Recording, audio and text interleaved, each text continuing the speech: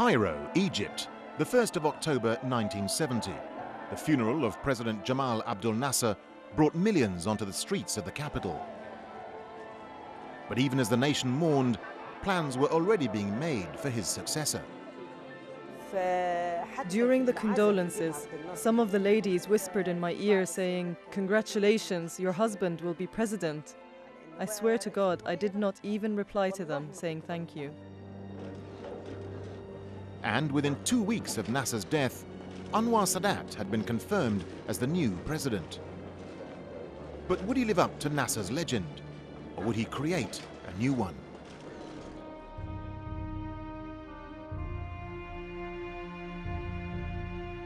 Mohammed Anwar al-Sadat was born on December the 25th, 1918, into a modest family in one of the poor villages in the Nile Delta. Sadat had been influenced from an early age by nationalist politicians such as Turkey's Kemal Ataturk.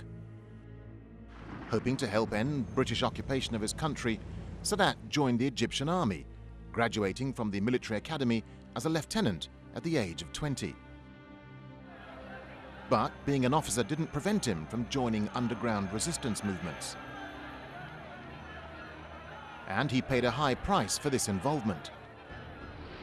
With World War II raging, Sadat calculated that Egypt's best chance of throwing off British rule lay with a German invasion. In 1942, he was accused of consorting with a Nazi spy network in Cairo, fired from the army and imprisoned. He could have lived a good life like his colleagues. He was married and had 3 daughters, but he got involved in politics and sacrificed his post and career. He suffered a lot for the sake of his country. After almost 6 years of arrest and pursuit, Sadat was finally released from prison in 1948. The same day, he met his future second wife, JIHAN, and married her in May 1949. I saw him and fell in love with him, even though he had no job, no money, and an unknown future. I regarded him as a patriot who loved Egypt. And this love led him to join the Nationalist Free Officers Movement, founded in 1948 by his colleague Jamal Abdel Nasser, even though his political affiliations had once threatened to destroy his life. In July 1952, the young officers carried out a military coup that culminated in the overthrow of King Farouk, subsequently ending more than 70 years of British colonization. But as the revolutionaries turned into politicians and rulers, Sadat remained in the shadows. Anwar Sadat didn't enter conflicts. He didn't fight over power. He didn't want to be a minister. He wasn't hoping for a post. And Nasser was watching this throughout these years, from 1952 to 1969. And it may have been this very characteristic that led him to power. In 1969, Sadat was chosen by Nasser as his vice president, and within a year, he would be president. Sadat inherited a nation in turmoil, one whose army was still reeling from its crushing defeat to Israel in the Six-Day War of 1967. It was a depressing period because Israel was occupying Sinai, an important historical part of Egypt, and we could not liberate it. We were all frustrated, all alike, military men or civil. Sadat knew full well the heavy cost inflicted by Israel. Yet, he also knew that the potential cost of another war to liberate Sinai could be even greater. So, in February 1971, he set out his terms for a deal with the Israelis. But the Israeli government dismissed the proposal out of hand. Sadat was a new president. Nobody knew how stable his rule of Egypt is. The general impression from him at the beginning was very negative. He's not serious. He's not a Nasser. He's not a leader. He's probably a transitional solution for the Egyptian state. Sadat remained unproven on the international stage, and at home, the dissenting voices grew even louder. Who brought Sadat? It was Nasser's crew who ruled at the time. They were holding all the power in their hands. They picked Sadat themselves, and it was a huge mistake from their side. It was a wrong choice. They thought Sadat was a weak man, and they could rule behind the scene.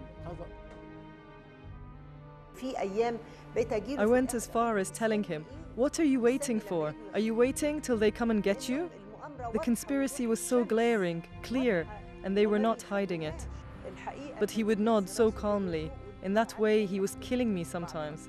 And he would say, "I know what I'm doing. I understand." In May 1971, Sadat showed that his perceived weakness was in fact his greatest strength. All his opponents were arrested, charged with treason, and handed long prison sentences. He did not feel that he was the true ruler in charge of Egypt until he got rid of this group, which he called power centers, and put them in prison. After that, he was relieved and started to work and focus on what he should be doing. Having won the power struggle at home, Sadat switched once again to international affairs. The Egyptian military had been severely weakened by the Six-Day War, and Sadat turned to the Soviets in an attempt to continue rebuilding its arsenal. He traveled to Russia a lot trying to get weapons. And when he'd get back, he would be depressed because the Russians never kept their promises. Under Nasser, Soviet-Egyptian relations had blossomed. But Sadat felt it was a mistake to rely solely on Russian backing. Anwar Sadat had a Western inclination for so long. He didn't like the Soviet Union and wished within himself for the United States to solve the problem. Sadat once famously said that if the Middle East was a deck of cards, then America held 99% of them. It was clear that the United States stood 100% with Israel. So it was, in President Sadat's opinion, very important to drive a wedge, if I may say so, or to try to introduce an Egyptian element to this bilateral relations between the United States and Israel. In July 1972, Sadat expelled 8,000 Soviet military experts from Egypt. If the move was calculated to attract American attention, then it succeeded. We began to have a second look and a third look and a fourth look at President Sadat. And we said, well, there is an opportunity here. And certainly we ought to explore what the man really has in mind.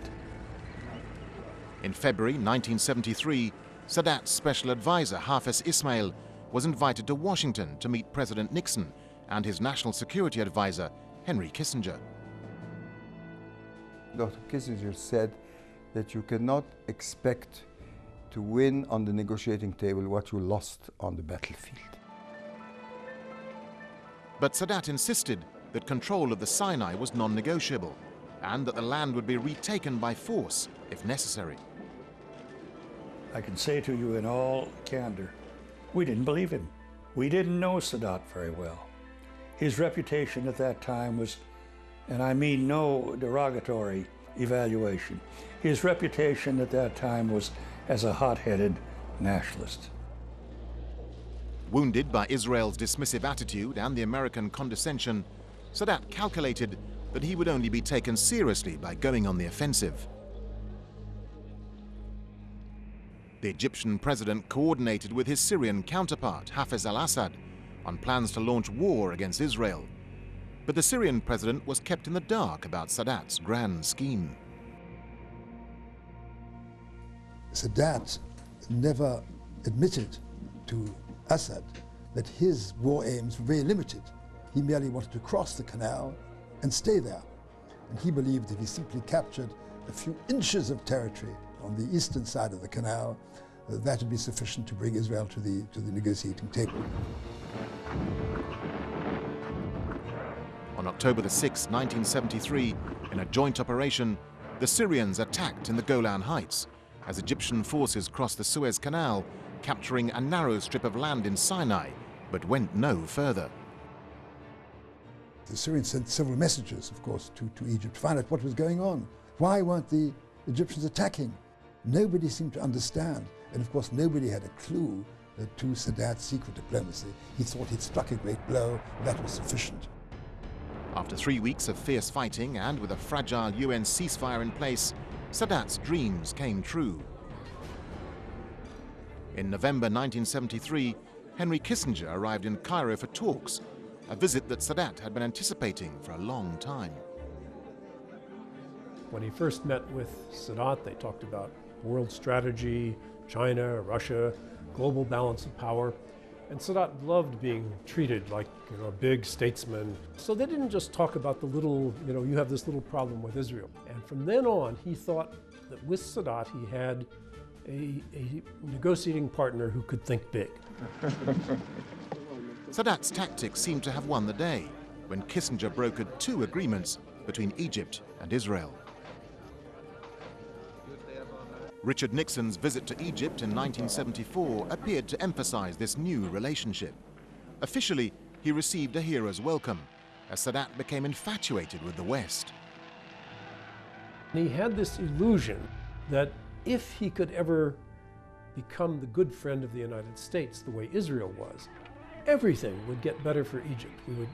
Egypt would get the technology, the science, the investment, and would become a modern country without his having to do very much. Sadat proclaimed the 1973 October War to be the last war and began to adopt Western-style free market economic policies, abandoning the socialist ideals of Nasser's era. Subsidies for basic foods were removed, a deeply unpopular decision that brought a large number of protesters onto the streets in early 1977. 2 days of rioting and looting ensued, and large parts of the capital were torched. President Sadat described the bread riots as demonstrations of thieves. He believed that his regime's legitimacy was dissolving on the streets, and that the opposition was unified against him for social reasons. Therefore, he wanted to ambush it. Sadat needed to find a way to divert attention from the consequences of his social and economic policies. And before the end of the year, 1977, he had succeeded.